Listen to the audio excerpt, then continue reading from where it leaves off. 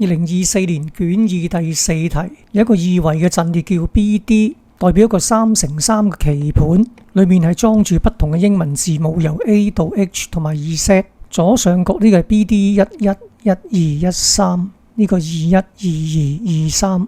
有一個子程式叫做 Swap， 有4個方向，上下左右分別由0、1、2、3去代表。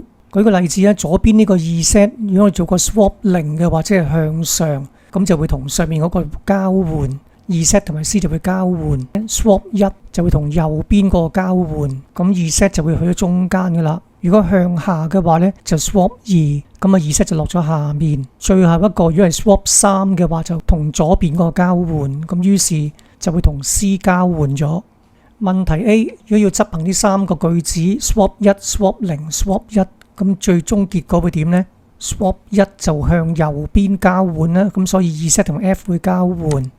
跟住 Swap 0會同上邊交換，再 Swap 1同右邊交換，咁所以結果呢就係呢一個啦。問題 B， 咁呢個 Swap 嘅算法應該點寫法呢？首先呢個參數 dir 就會裝住0、1、2或者係3，咁所以有4個 if 啦。咁如果 dir 等於0嘅時候，即係向上，因為左邊呢個 x， 右邊呢個 y， 就 x 會等於 x 減1，咁所以3就會減1變咗2， 2減1變咗1。咁如果 x 等於1嘅話呢，就唔可以再向上噶啦。咁所以如果 x 等於1嘅話呢，就輸出錯誤嘅，否則嘅話呢，我哋 x 會等於 x 減1，而 Z 就會同上面嗰個交換。BDXY 就目前呢一個，假設係呢一個啦，就會等於 BDX 減1，即係上一個。咁而上一個呢，就變成 Z， 跟住 x 等於 x 減1。如果 DIR 等於1嘅話，即係向右邊。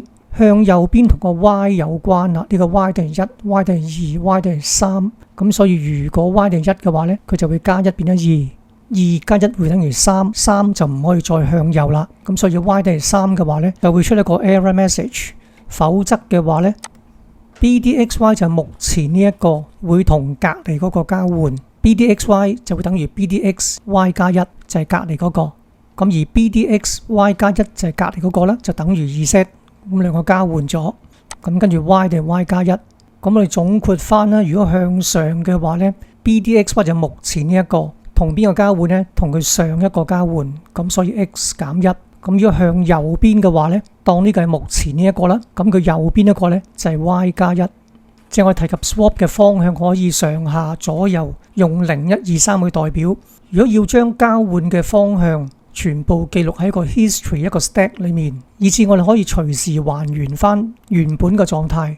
例如順序執行 swap 3同埋 swap 1，咁啊將佢 push 落個 stack 嗰度，咁所以3放喺最底，1就放喺面。問題 C， 咁假設而家個 stack 係裝住301，有個子程式叫 reset BD， 攞嚟重設翻個原本嘅內容。咁執行嘅順序應該係咩呢？咁應該係 swap 應該係103。首先交換嘅方向係1，跟住0然後3。呢個堆疊呢個 stack 我哋叫做 S， 咁有兩個嘅 operation， 第一個叫 push 就係加落去嘅，第二個係 pop 係移除嘅。咁於是要做 reset 嘅偽代碼應該點寫法呢？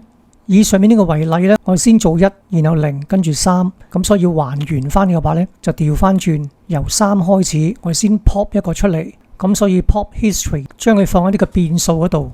3就同左邊交換，咁要還原嘅話呢，我調翻轉同右邊交換。咁所以0、2係一對嘅，1、3一對嘅。如果你做咗3嘅話呢，還原要做1；如果你做2嘅話呢，還原要做0。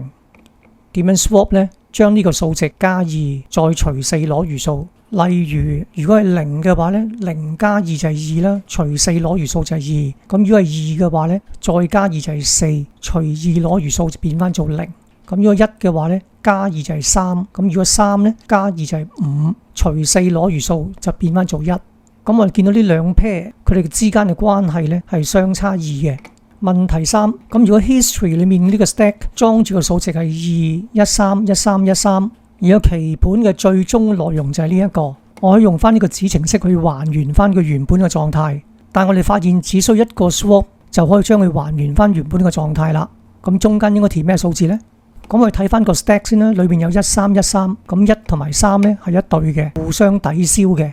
咁所以其實最終佢只係做咗一個動作，就係2同下邊嗰個互換。